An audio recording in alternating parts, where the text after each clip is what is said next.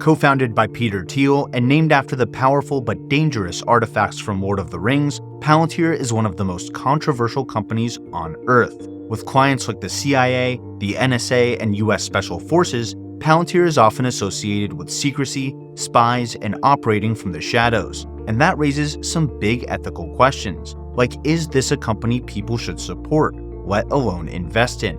But to answer that, we need to answer a different question first. What does Palantir actually do? Your time is valuable, so let's get right into it. First things first, I'm not here to hold you hostage, so here's everything I'll cover in this video. Palantir's pretty crazy origin story, the playbook that Palantir uses to solve big data problems, how that playbook turns into products and platforms, and of course, just how big Palantir could get as a result. But I'm going to start this video in an unusual place. PayPal headquarters in 2001. PayPal saw a meteoric rise during the dot-com boom, gaining millions of users at a time when picking up the phone would kick you off your dial-up internet. But as the dot-com bubble popped, PayPal started losing a lot of money. Not from the bubble itself, but due to some really strange financial transactions. By 2002, some estimates suggest that PayPal was losing over $10 million per month to fraudulent charges, which is more like $20 million a month in today's dollars thanks to inflation.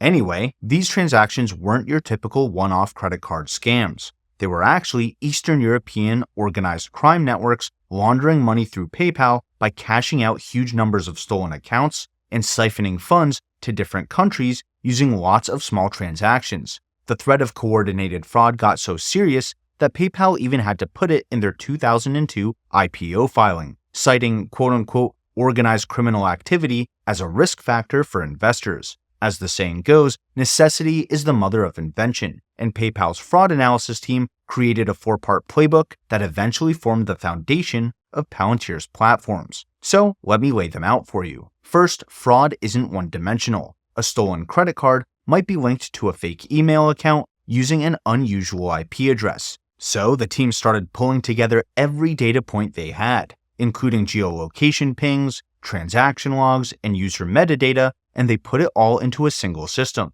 That way they could find unusual features that they wouldn't be able to see if the data was still separated. For example, if an account is registered to the US, but all the location data comes from Russia, that should probably raise a red flag. Second, fraud isn't usually a one-man job. Bad actors often work together by transferring money back and forth, sharing IP addresses, swapping phones, and so on. So the team started mapping activity between PayPal accounts over time. For example, if money kept moving through the same 5 accounts with different owners, that would be a sign that something unusual is going on there. The third thing was something called the Igor problem. PayPal's team noticed lots of users with classic Eastern European names like Igor, Ivan, and Dmitry. So they built a classifier that flags any account with those names that also have unusual metadata, like always being on a VPN or never being in the country that the account was registered in. A classifier is a type of AI model that sorts data into different categories or classes based on specific patterns. For example, your email service provider uses a classifier to decide whether a new email goes into your inbox or to your spam folder. So PayPal's team trained a bunch of small AI models on data that they knew would raise red flags. Then, as new PayPal data hit these classifiers, they would let normal transactions through while raising red flags if something looked suspicious. And the fourth pillar of Palantir's foundation was the team itself. PayPal's fraud detection unit realized the importance of keeping humans in the loop and building tools to help them as opposed to replacing them entirely. Algorithms and classifiers would raise red flags. For example, if 10 accounts were opened from the same IP address on the same day, but the analysts would decide what to do with that data and feed the results back to the classifiers to improve them over time. And speaking of data, I found out that over 100 online data brokers were selling my personal data, and they might be selling yours too. That's why I joined Delete Me, the sponsor of this video. Delete Me is a hands-free subscription service that will remove your personal information from hundreds of online data brokers. You just sign up, enter your information, and let their experts get to work. They've reviewed over 46,000 listings for me so far, across 107 different data brokers. After 7 days, you get a privacy report showing everything they've done. I just got my 9th report, And these data brokers had way more than just my personal information. They had my wife's and my mom's too. But here's the best part. They'll keep scanning these websites even after they remove my data. And I get my own privacy advisor if I want to talk to a real person and make a custom removal request. So if you care about your data and your family's privacy, you can get 20% off any consumer plan with my code SYMBOL20 by going to joindeleteme.com/symbol20 or by using my link in the description. And a big thank you to Delete Me for supporting the channel and keeping my family's data safe. Alright, so PayPal's fraud detection team really had a 4-part playbook, getting all the data in one place to work with a single source of truth, mapping the activity and relationships between accounts to see the bigger picture, building classifiers to automatically sort through mountains of data and flag suspicious activity, and building systems to support the team instead of trying to replace them. PayPal was acquired by eBay in 2002, and in 2003, Peter Thiel provided the seed funding for something else entirely, a company that would use PayPal's playbook to hunt terrorists for national security, a company called Palantir. But today, Palantir's platforms operate in almost every market, from automotive and energy to hospital operations, semiconductors, and supply chain management, which brings up another interesting question. What is a company focused on finding terrorists doing in all these civilian markets? Before I started this channel, I was a rocket scientist at MIT Lincoln Laboratory, which is MIT's main research and development center for national security. More specifically, I was an engineer on the radars and telescopes at the site where the US Air Force tests missiles and SpaceX tested their Falcon 1 launch vehicles. And no, I didn't get to meet Elon Musk. I missed him by about 5 years. But a couple years after I started this channel, I was lucky enough to get access to Palantir Foundry so that I could explore the platform for myself, since hands-on experience is the best way to understand the science behind the stocks. That's when I noticed a pattern between my work for the Department of Defense and Palantir Foundry, even though it had nothing to do with national security. Here, let me explain. PayPal's fraud detection team was actually doing something called pattern of life analysis. See, the vast majority of PayPal's transaction data wasn't fraudulent at all. It was just normal everyday users making purchases or sending money to friends and family. So, before the team could build the systems that raise red flags on unusual behavior, they had to understand what kinds of behavior were unusual in the first place. Like, should everyone named Igor raise a red flag? What about anyone using a VPN?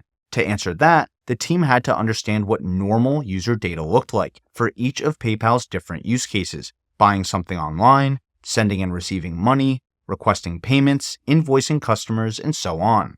Once they understood the normal pattern of life of their data, they could build systems to detect when something was breaking that pattern. When it comes to rockets, a normal pattern of life for the night sky might include a few airplanes, some man-made satellites, low-lying light pollution, cloud cover, and so on. But a fast-moving object with a huge exhaust plume might raise a red flag. And when it comes to counterterrorism, a pattern of life might capture the normal flow of traffic in a city or in an airport or at a particular border crossing, and activity that doesn't fit the pattern should raise red flags for law enforcement. That's the playbook that Palantir's platforms offer for every industry. Bring your business data together, map the normal pattern of life for the objects in that data, build classifiers to raise red flags when objects don't fit the pattern, and build different tools and systems to support the people responding to those red flags. The same playbook laid out by PayPal's fraud detection team. Alright, now we're cooking. A map of all the objects in a dataset and their relationships is called an ontology, and seeing business data as an ontology can reveal all kinds of valuable insights beyond just finding red flags. For example, a system administrator might care about which servers in his network have the most devices connecting to them and whether all those devices have the right permissions. A military officer might ask which assets under his command have too many tasks and which ones have too few. A CEO could ask why some executives have 20 direct reports while others have only 10. A logistics coordinator might want to know the location of every truck, every shipping container, and every item on his manifest. The big thing to understand is that all these questions are actually the same question to Palantir, and having a real-time, consistent company-wide ontology helps decision makers spend their time, their money, and their human resources as efficiently as possible. And this approach works no matter what the size, the speed, or the type of data. Ontologies scale all the way up to entire military branches and all the way down to individual posts on Twitter. It's all entities and their relationships, which is why Palantir's platforms can operate in so many different markets. But here's where things get really interesting. It turns out that there's a massive amount of research, development, code bases, artificial intelligence, and machine learning models specifically designed for ontologies, since many of the biggest companies on Earth represent their data this way. Google's network of databases, websites, and links, Amazon's network of warehouses, vendors, and products, Facebook's network of people, businesses, and their relationships. It all falls under a branch of math called graph theory. And just to drive the point home, let's use Facebook to build some more intuition around ontologies. Most people on Facebook have a name, a date of birth, and a physical address, all of which are different ways that users can be grouped together. For example, everyone with the same workplace is a coworker, and everyone with a nearby home address is a neighbor. These are useful relationships to know because you can create value with this information. For example, advertising something to everyone in a certain workplace or a certain neighborhood. And you can also use combinations of properties to make assumptions about people and their relationships. For example, everyone who went to the same school and has close enough birthdays might have been classmates, so they probably know each other, just like in PayPal's Igor problem, where the combination of certain names, locations, and shared user activities would raise a red flag. But now, let's flip the situation. What if you want to find the people with the most influence in any organization like a workplace, a school, or a new potential customer? Well, you probably want to advertise to the people with the most connections in that network, since they're most likely to be the center of their social circles, or in PayPal's fraud detection case, the center of this organized criminal activity. So having this relationship map, or this ontology of almost every person on Earth, would be very valuable. Well, guess what? That's why so many kinds of companies pay for Facebook's data, even though they're operating in very different markets. That's how Meta Platforms became a $1.5 trillion company. And if you find this video valuable, consider hitting the like button and subscribing to the channel. That really helps me out, and it lets me know to make more videos like this. Thanks, and with that out of the way, let's get back to ontologies. Many kinds of companies pay for Facebook's data, even though they're operating in very different markets. That's also why so many kinds of companies can use Palantir's platforms. Even though they're operating in very different markets, they're all asking the same questions about their data. What parts of our business make the most money, and what parts cost us the most? How should our resources be distributed based on our goals? What products or services should we show our new customers, based on what we already know about our customers that have the same classifications? The rest of Palantir's offerings are tools, packages, modules, and plugins that help different kinds of businesses get their data together and find patterns in their ontologies. They're industry specific because different kinds of companies have different kinds of questions, different industry challenges, and different key performance metrics. So of course they need different solutions. No one would ever try to sell the same software to the military and to a media company. In fact, one of the main reasons that Palantir has two separate platforms, Gotham for governments and Foundry for commercial companies, is because the public and private sectors have very different rules and regulations for how to collect, store, and process data in the first place. For example, the Department of Defense has different levels of classified data, like we always hear about in spy movies, while hospitals care about maintaining HIPAA compliance and protecting patient privacy, and global retail companies have to comply with GDPR, which regulates the way that European customer data can be handled. On top of that, Gotham and Foundry can also connect directly to almost any company asset to receive status updates, automatically update that part of an ontology, and even send back instructions, like rebooting a specific computer, rerouting a vehicle, or even tasking a military unit. That's a huge level of access to give to any third-party software, which shows just how much of the biggest governments and companies on Earth